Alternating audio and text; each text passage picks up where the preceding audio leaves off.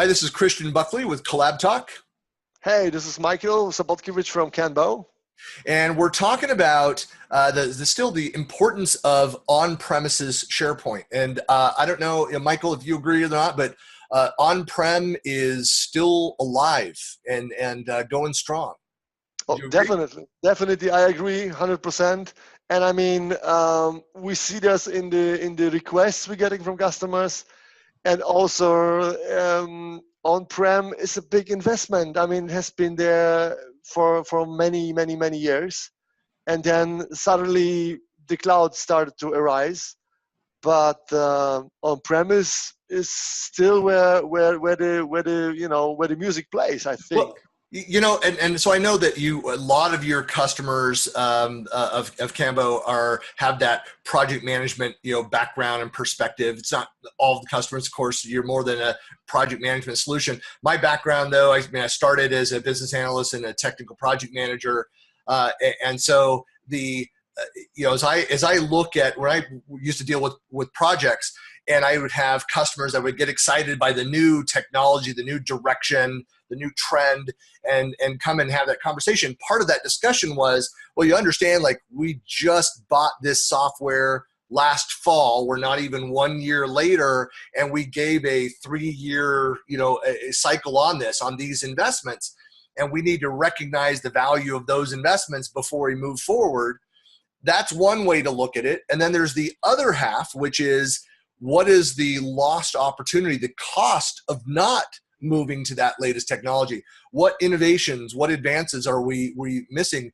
And then, and this is the hard part, at which point do we cross that line of not yet recognized value, we're losing value by not being in that, that organizations need to make that decision, however they measure that, of we're at the point now where it is costing us more to stay on the old than it is to move to the new.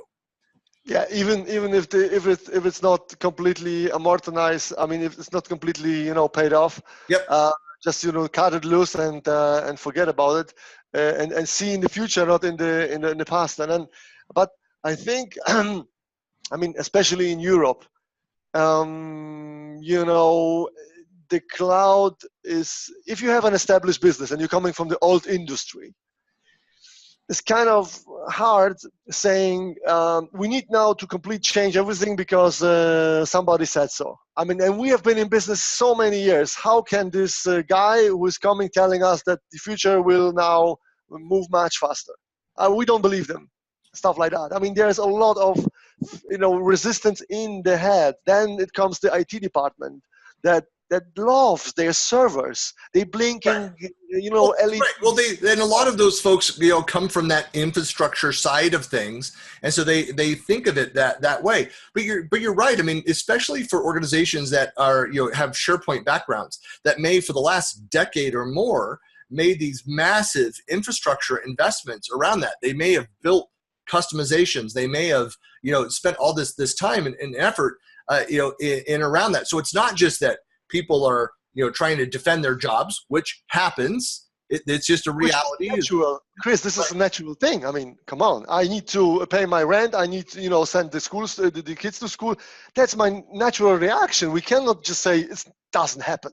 Right. It is. And that's why it's, again, I go back to that. You're thinking about what is the actual cost of the environment that we're on, and at what point do we estimate that we're losing future value, that we're getting that that diminished value on that old infrastructure move across.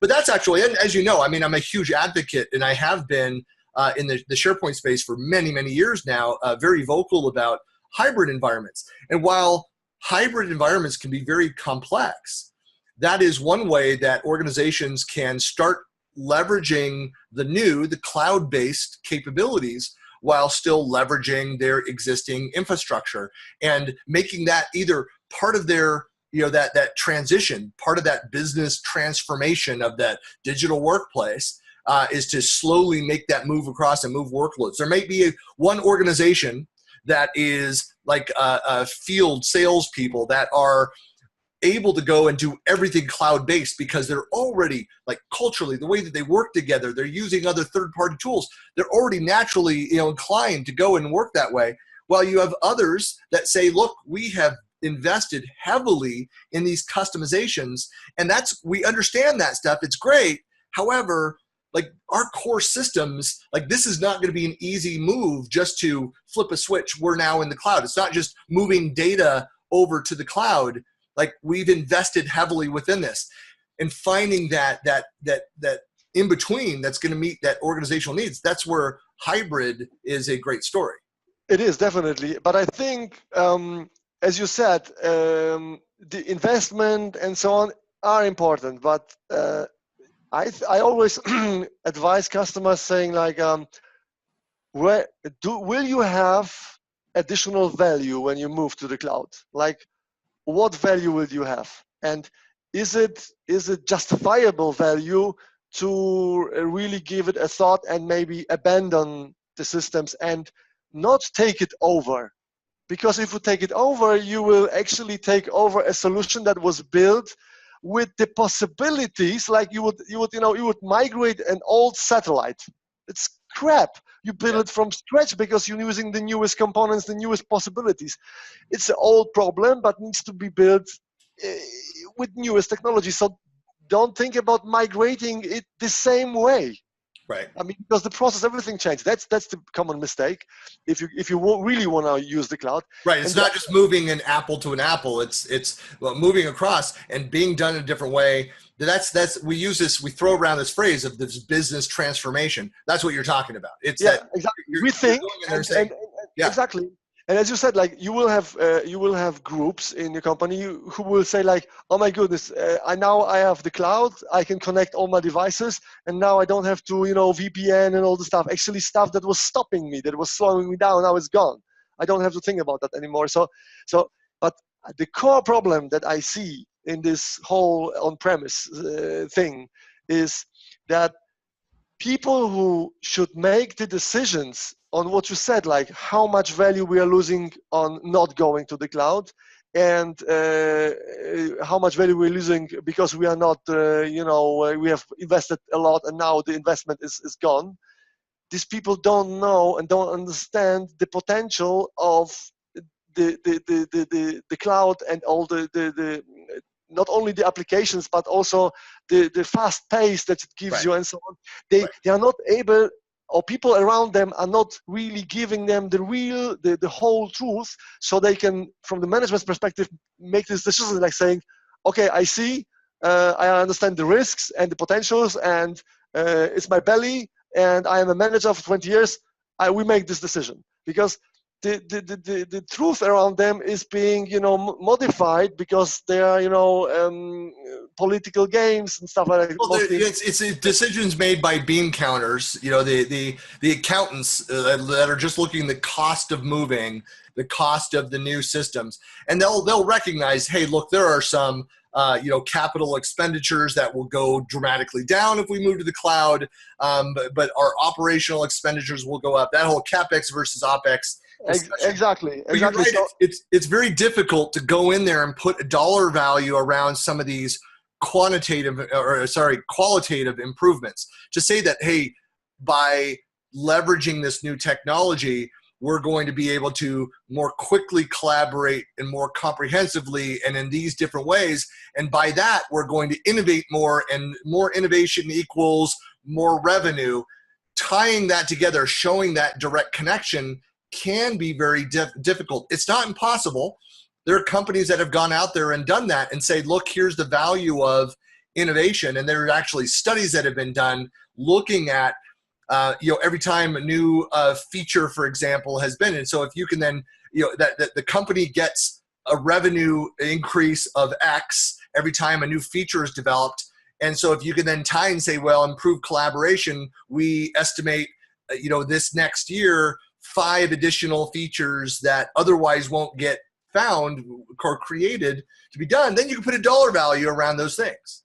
And I mean, exactly. And for all those customers who are not sure, or maybe they are in the transition, they are planning strategically, whatever, but the users are demanding, like, give us the tools that the competition is using that's already in the cloud, but they say, oh no, you have to stay in the on-premise.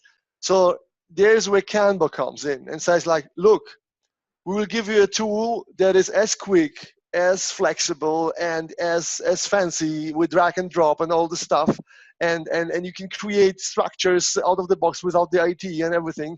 And you can actually reuse your infrastructure, like connect to your old SharePoint, right? Yeah. And then just use the SharePoint as the applications in the cloud are using them as a service where you store documents and stuff like that. But all the magic, like in Teams or in Planner, doesn't happen in SharePoint anymore. It doesn't happen in Exchange anymore. It happens in Azure because it's a brand new application. It just rewires how you use the stuff. And this is what KanBo does. So you can have it today on premise. And in a year or two, when you decide to go to the cloud, you just use the regular migration paths that Microsoft gives you. And the users will not even realize overnight change. If you migrate a site collection, for example, and KanBo to the cloud, maybe the URL will change. And you don't have to log on again, and everything is there. Your data is there, your profiles are there, everything is there, and you can start. You can continue working the same way you worked the years before on-prem. So the migration path we are giving to the customers that are unsure, and is something that we find very, very attractive for customers, and very critical for some of them, as we know they will need another 10 years to move, but they want to work today in an innovative way. So that's Right. that's how we think of it. Yeah. Yeah, and I think that's an important point, that it's not an either or decision. That you can take a look at all of those components and say, how do we, which ones make sense for us in this as we start to transform our business around this, and what are those on-prem components of our infrastructure? Those SharePoint environments. Maybe again, it could be that there are teams that have highly customized, highly branded environments that it still makes sense for them to leverage those, but that overall as a business, you can look at that, the value there, but still go and start pulling down these cloud-based services and start moving your business forwards to take advantage of those things, so that you're not losing out on the innovations that come through the cloud-based services, and using a tool like KanBo that can leverage both of those systems, cloud and on-prem, I think is helps make that transition easier. Yes. But it's not an either or. That was plan, do what makes sense for your business. So even then, when you move to the cloud, it's still this big box with a lot of tools that teams need to accomplish their work. So also in the cloud, you will have always this and. I am using this and OneDrive or something to do that. So you are basically building for the team the environment that you need. So it will, from now on, Chris, it is always an and. Bless you. It is always an end. In Poland, we say if someone says something and the other, knows us like you, then we say, I said the truth. But it's I think you're right. I mean, it's for organizations that are concerned about that. And I think that there are honestly fewer and fewer companies that are really looking at it as an either or. I think that message of developing a plan and a strategy around that and how they make that transition is becoming the norm. I believe that there will always be a small percentage of, especially in the SharePoint world, of organizations that say, you know what, it only makes sense for us to be on-prem, and here's why. And they'll know those reasons. But I think even in those organizations, and that's from the SharePoint standpoint, there will be members of the team, if not everybody in the organization, that will still be using the cloud in some capacity. And in that sense, they will be hybrid organizations doing things in both places, even though their environments might be separate. Exactly, but for most organizations, that hybrid, and I think there's a larger slice where hybrid may be the permanent state, where again, for those workloads, it may make sense for them for different reasons, whether it's security, real or perceived concerns around security, and data sovereignty, kind of all those things, that they want control over those environments. and then still leverage all these cloud components. Yeah. And then others that will look at it as this transition. But I think, where we started, on-prem is not going away. In fact, it's amazing. You're probably not surprised to hear this, Michael, but the number of net new installs of SharePoint on-prem is still going up. Yes, it is. And so I thought this was a good decision for Microsoft, saying like, we will not stop after 2016. We will continue. And another, I've got an example from real world. Now we are onboarding a huge automotive company, and they've got their research department. Do you think that they will trust anybody with their research but their own IT, in their own walls, with their own servers, in the times of espionage now, Right. So, but still, these engineers, why should they work with second or third class tools? They want the newest tools. Right. And that's why we realize, like, when we are building KanBo, there is this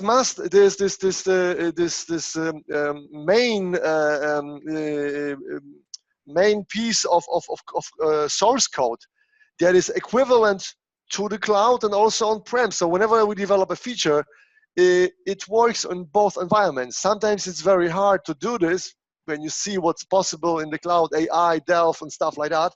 But until now, we found a replacement.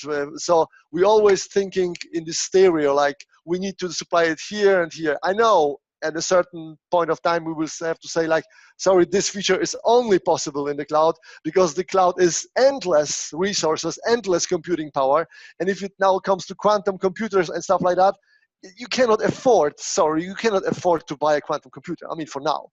Right. So this processing power, which makes magic, it's only possible in the cloud.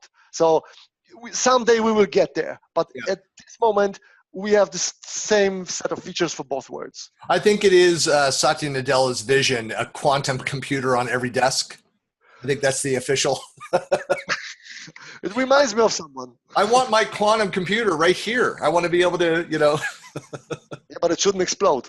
No, it should. No, that would be a feature that I would not opt for. So, yeah, exactly. Yeah.